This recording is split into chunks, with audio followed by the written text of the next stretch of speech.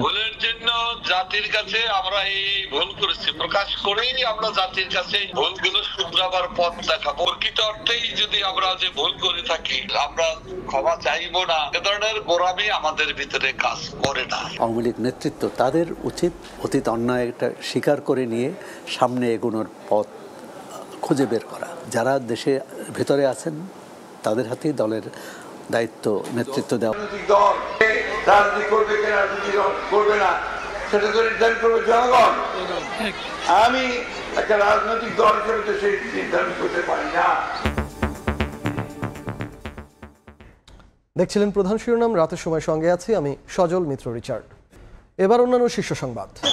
3.5 মাসের মাথায় পুলিশের শীর্ষ পদে রদবদল, নতুন IGP Baharul Alam, Sajjad Ali DMP commissioner, স্বরাষ্ট্র মন্ত্রণালয়ের প্রজ্ঞাপন জারি।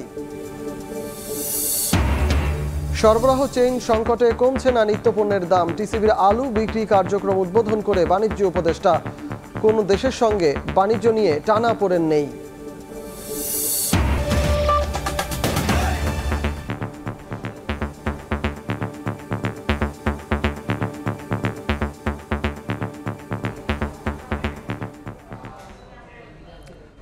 ভুলের জন্য অনুশোচনা ও ক্ষমা চাইতে প্রস্তুত আওয়ামী লীগ। দলটির একজন যুগ্ম সাধারণ সম্পাদক বলছেন, উপযুক্ত পরিবেশ পেলে এবং সঠিক বিচারে অপরাধ প্রমাণ হলে ক্ষমা চাইতে আপত্তি নেই। একজন বিশ্লেষক মনে করেন, রাজনীতিতে সক্রিয় হতে শুধু ক্ষমা চাওয়াই নয়, নতুন নেতৃত্বে আসতে হবে আওয়ামী লীগকে। সানবীর রূপলের রিপোর্ট। গোপনে থেকে অনুশোচনা কি কারাগারে ভিতরে বসে করবে আওয়ামী লীগ? কিভাবে করবে? ভুলের জন্য জাতির কাছে আমরা এই ভুল করেছি প্রকাশ করেই আমরা জাতির কাছে ভুলগুলো শুধরাবার পথ দেখাবো, আমাদের পরিকল্পনা থাকবে। প্রকৃত অর্থেই যদি আমরা যে ভুল করে থাকি অথবা অন্যায় করে থাকি, সেই অন্যায়ের জন্য ক্ষমা চাইতে, জাতির কাছে ক্ষমা চাইতে আমাদের কোনো আপত্তি অথবা আমরা ক্ষমা চাইবো না, এ ধরনের গোঁড়ামি আমাদের ভিতরে কাজ করে না। এই ধরনের দল, এই মানসিকতার দল আওয়ামী লীগ নয়। হঠাৎ করেই গেল 10 নভেম্বর নূর হোসেন দিবসে আওয়ামী লীগের কর্মসূচি ঘোষণায় রাজনৈতিক অঙ্গনে আলোচনার জন্ম দেয়। যদিও এরপর আবারও নিশ্চুপ দলের তৎপরতা। বাহাউদ্দিন নাসিম জানান, বর্তমান সময়ের সাথে তাল মিলিয়ে দল গোছাতে চায় আওয়ামী লীগ। সাধারণ মানুষ, খেটে খাওয়া মানুষের জীবনে যে নাভিশ্বাস উঠেছে, এর থেকে মানুষকে রক্ষার জন্য কর্মসূচি অচিরেই নেব। গণতন্ত্রের স্বার্থে মানুষের এবং তরুণ প্রজন্মের, আগামী প্রজন্মের যে চাহিদা, যে প্রত্যাশা, সেই প্রত্যাশা পূরণের জন্য সময়ের চাহিদা, বাস্তবতার চাহিদা মিলিয়েই আওয়ামী লীগ তার সে দলকে আমরা পরিচালনা করব। বিশ্লেষকরা বলছেন, ষড়যন্ত্র তত্ত্ব গ্রহণ করবে না জনগণ, বরং দলের অপরাধীদের বিচারের পাশাপাশি স্বচ্ছ রাজনীতির ধারায় ফেরার চেষ্টা করতে পারে আওয়ামী লীগ। বিচারের বিষয়টি একদিকে থাকবে, আবার নাগরিক হিসাবে, নেতাকর্মী হিসাবে, দলের সমর্থক হিসাবে তাদের মত প্রকাশের স্বাধীনতা থাকা উচিত। যারা অপরাধ করেছে সেটা ন্যায় বিচার হতে হবে। শেখ হাসিনা 1981 সালে দলের ভার নিয়েছেন, তার আগে তো দলটা চলেছেন, সুতরাং তিনি তখন নতুন নেতৃত্ব ছিলেন। আজকে 43 বছর পর তো নতুন নেতৃত্ব আসতেই পারে। তবে জুলাই আন্দোলনের ধারায় নতুন রাষ্ট্র কাঠামো ও রাজনৈতিক বন্দোবস্তে তরুণদের আকাঙ্ক্ষার প্রতিফলনকে প্রাধান্য দেওয়ার কথাও বলছেন এই বিশ্লেষক। ছাত্র গণ অভ্যুত্থান। সানবীর রূপল, সময় সংবাদ, ঢাকা। কোনো দলের রাজনীতিতে বাধা দিতে পারে না বিএনপি। আওয়ামী লীগের রাজনীতির বিষয় নির্ধারণ করবেন জনগণ। ফেনীতে বেগম খালেদা জিয়ার পৈতৃক বাড়ি পরিদর্শন ও স্থানীয় সমাবেশে যোগ দিয়ে বক্তব্য রাখেন মির্জা ফখরুল ইসলাম আলমগীর। 3 মাসেও নির্বাচনের রোডম্যাপ না দেয়ায় ক্ষোভ প্রকাশ করে দ্রুত সংস্কার কাজ শেষ করার আহ্বান জানান তিনি। মহাসচিব বলেন, হাজারো নেতাকর্মীকে জেলে পাঠানো সহ টানা গুম, খুন, নির্যাতন করা হলেও মার ছাড়েনি বিএনপি। 3 মাসেও নির্বাচনের রোডম্যাপ ঘোষণা না করায় অন্তর্বর্তী সরকারের উপর ক্ষোভ ঝাড়েন মির্জা ফখরুল। 3 মাস পর হয়ে গেল, এই সরকারের কাছে আশা করেছিলাম তারা আমাদেরকে পথ দেখাবেন, একটা জনগণকে আশ্বস্ত করবেন যে এই সময়ের মধ্যে আমি সংস্কারগুলো কমপ্লিট করতে পারবো, আর এই সময়ের মধ্যে আমি নির্বাচনের একটা রোড ম্যাপ। তো সেই রোড ম্যাপ আমরা বারবার চেয়েছি, এর আগে বিএনপির চেয়ারপারসন বেগম খালেদা জিয়ার পৈতৃক বাড়ি পরিদর্শন করেন মহাসচিব। সেখানে বন্যায় ক্ষতিগ্রস্তদের মাঝে শিক্ষা উপকরণ ও ঢেউটিন বিতরণ অনুষ্ঠানে তিনি বলেন, কারো রাজনীতিতে বাধা দিতে পারে না বিএনপি। নির্বাচনে আওয়ামী লীগের থাকা বা না থাকার সিদ্ধান্ত জনগণের। আমরা বলেছি যে আমাদের একটা রাজনৈতিক দল, কে নির্বাচন করবে, কে রাজনীতি করবে, কে রাজনীতি করবে না, সেটা তো নির্ধারণ করবে জনগণ। আমি একটা রাজনৈতিক দল হিসেবে তো সেই নির্ধারণ করতে পারি না। সুতরাং এখানে কোনো ভুল বুঝাবুঝির অবকাশ নাই। বিএনপির ৩১ দফা সংস্কার বাস্তবায়নে সবাইকে তাগিদ দিচ্ছেন দলটির কেন্দ্রীয় নেতারা। আতিয়ার সজল, সময় সংবাদ, ফেনী। ২০টি সংশোধনী এনে আন্তর্জাতিক অপরাধ ট্রাইব্যুনাল সংশোধন অধ্যাদেশের খসড়া অনুমোদন দিয়েছে উপদেষ্টা পরিষদ। বিচার কাজের অডিও ভিডিও রেকর্ড ও বিদেশি আইনজীবী ও পর্যবেক্ষক রাখা যাবে। বৈঠক শেষে সচিবালয়ে মন্ত্রিপরিষদ সচিব আরও জানান, বিদ্যুৎ ও জ্বালানির দ্রুত সরবরাহ বৃদ্ধি বিশেষ বিধান বাতিলের সিদ্ধান্ত নেওয়া হয়েছে। অন্তর্বর্তী সরকার গঠনের পর প্রথমবার সচিবালয়ে হলো উপদেষ্টা পরিষদের বৈঠক। এতে সভাপতিত্ব করেন প্রধান উপদেষ্টা ডক্টর মোহাম্মদ ইউনুস। বৈঠকে আন্তর্জাতিক অপরাধ ট্রাইব্যুনাল সংশোধন অধ্যাদেশের খসড়া উপস্থাপন করা হলে অনুমোদন দেয় উপদেষ্টা পরিষদ। খসড়ায় মানবতা বিরোধী অপরাধের অভিযোগে রাজনৈতিক দলকে বিচারের আওতায় আনার যে প্রস্তাব ছিল তা বাতিল করা হয়েছে। সন্ধ্যায় এ নিয়ে ব্রিফিং করে প্রধান উপদেষ্টার কার্যালয়। এখানে অধ্যাদেশটির বিভিন্ন বিষয় নিয়ে ব্যাখ্যা দেন আইন উপদেষ্টা। কোনো রাজনৈতিক দল বা অন্য কোনো সংগঠন তাদের অপরাধমূলক কার্যক্রমের জন্য যদি নিষিদ্ধ করার প্রয়োজন হয়, যদি নিষিদ্ধ করার দাবি উঠে সমাজে, তাহলে আমাদের অন্যান্য আইন রয়েছে। সংগঠনকে নিষিদ্ধ করার প্রশ্ন আসলে এই আইনকে অযথাই প্রশ্নবিদ্ধ করার সুযোগ সৃষ্টি হবে।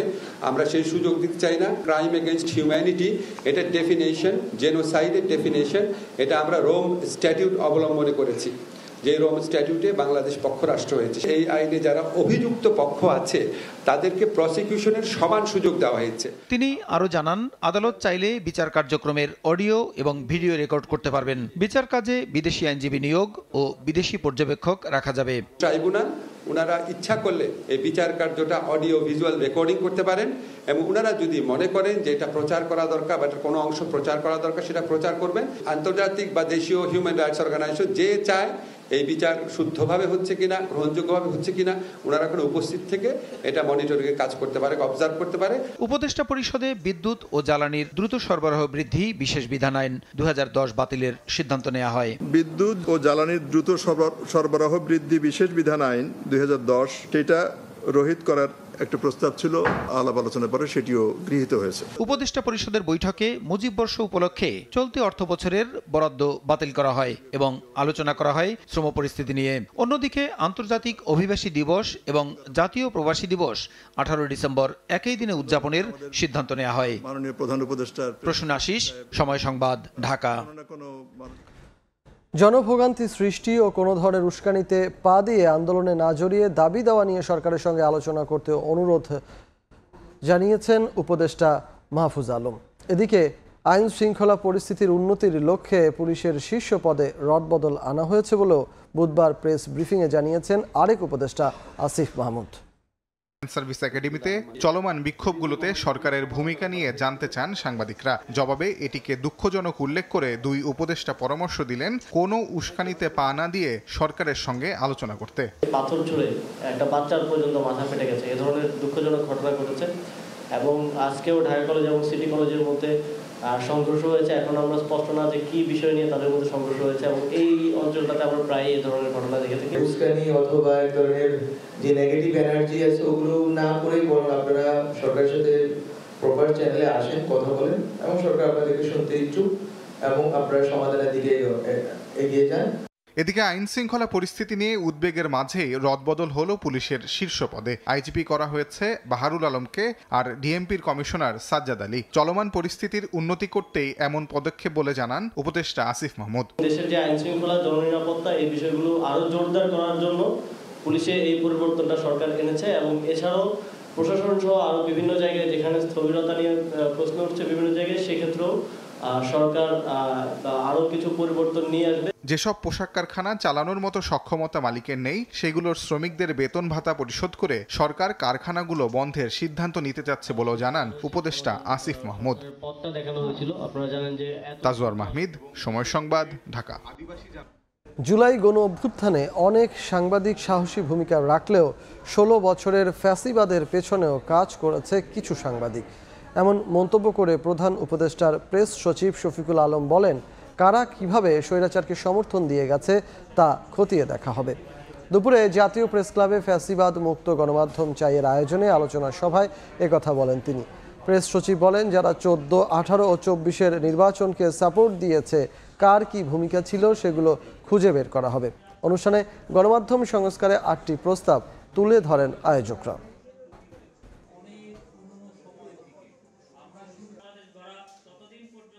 যারা সাংবাদিক আছেন গত 16 বছরে কার কি রোল ছিল সেটা নিয়ে গবেষণা করেন। আমরা প্রত্যেকটা ইপিসি ঘুরে আসি, দেখি কিভাবে কার কি রোল ছিল। 2014, 2018, 2024-এর ইলেকশনকে কারা কারা জাস্টিফাই করেছে। 1 জুলাই থেকে 5 আগস্ট পর্যন্ত যে জার্নালিজমটা হয়েছে, আমাদের স্টুডেন্টদেরকে, হিরোদেরকে তারা সন্ত্রাসী বলেছে, মিসক্রিয়েন্ট বলেছে, সেগুলো জানা উচিত।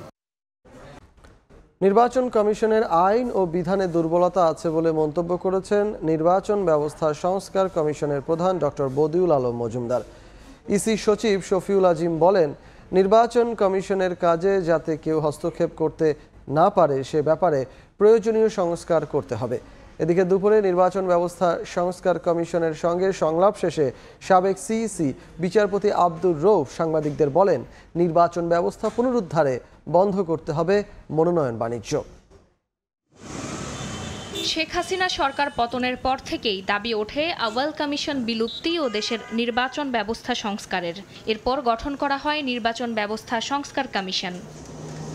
বুধবার সাবেক সিইসি বিচারপতি আব্দুর রৌফের সঙ্গে সংলাপে বসে নির্বাচন সংস্কার কমিশন। সংলাপ শেষে আব্দুর রৌফ জানান, নির্বাচন ব্যবস্থা পুনরুদ্ধারে বন্ধ করতে হবে মনোনয়ন বাণিজ্য।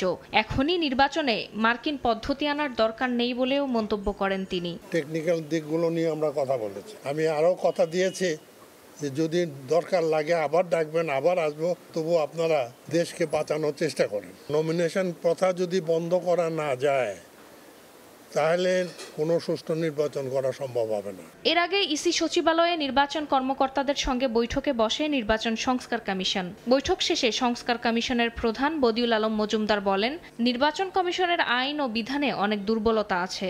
ইসির যতটুকু ক্ষমতা আছে তার প্রয়োগ না থাকা আরো বড় সমস্যা বলে মনে করেন তিনি। সুষ্ঠু নিরপেক্ষ নির্বাচনের খাতিরে তারা আইন ও বিধিবিধানের সাথে সংযোজন করতে পারে। Add to the statutory rules অগাধ ক্ষমতা দেওয়া হয়েছে। তো এই ক্ষমতার প্রয়োগটা হলো একটা সমস্যা ছিল, এই প্রয়োগের সমস্যাটা দূরীভূত করতে হবে। এ সময় ইসি সচিব শফিউল আজিম জানান, সংস্কার কমিশনের কাজ ফলপ্রসূ করতে ইসি কর্মকর্তারা সুপারিশ জমা দিয়েছেন। আইনের প্রয়োগ করার ক্ষেত্রে যাতে নির্বাচন কমিশন, নির্বাচন কমিশনাররা, নির্বাচনী কর্মকর্তারা কোনো ধরনের অন্য কোনো কর্তৃপক্ষ দ্বারা যাতে বাধাগ্রস্ত না হন, সেটা যাতে ভবিষ্যতে না হয়, আমরা সেটা একটা বড় সুপারিশ আছে আমাদের। আরেকটা হলো নির্বাচনী অপরাধগুলোর বিচার যাতে আরও স্পেসিফিক্যালি করা যায়, সেই ক্ষমতা নির্বাচন কমিশনের থাকবে। এ সময় নির্বাচনে গণমাধ্যমকেও নিরপেক্ষ ভূমিকা পালন করার আহ্বান জানান নির্বাচন কমিশন সচিব। ফারজানা আক্তার, সময় সংবাদ, ঢাকা। এবার বাণিজ্যের খবর।